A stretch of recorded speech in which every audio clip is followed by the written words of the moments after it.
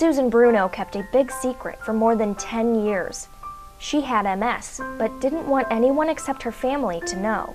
It was so devastating that I was like, I don't want everybody to know. I work in a environment that, I didn't want to feel like somebody say, oh, well, she has MS. She's, handicapped, or she's weak, or whatever. I'm just a very strong female in a business that I need to be. Susan was diagnosed with MS in 2002, but didn't share her secret with her friends and colleagues until 2012.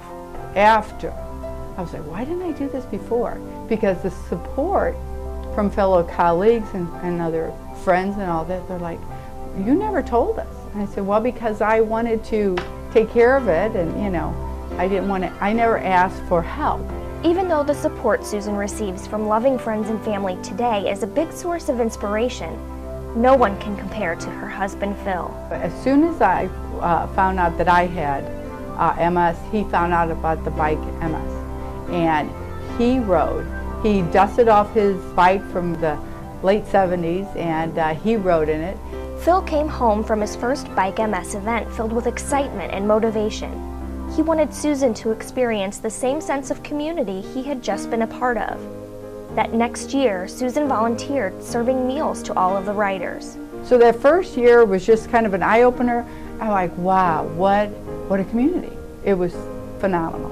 Susan continued to volunteer at Bike MS in many different ways until 2011, when her husband had a surprise in store for their 27th wedding anniversary. He goes, I have to pick up something from the bike store. And I said, okay, it was on our anniversary.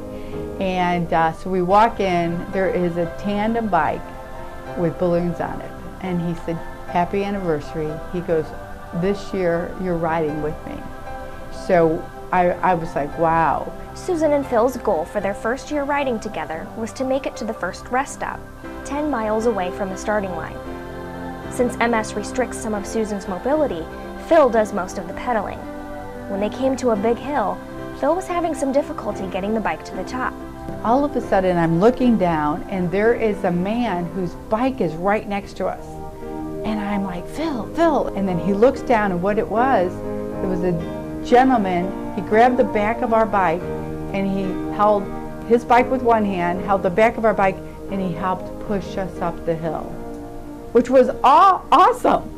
Because he saw we were struggling, so he helped push us up the hill.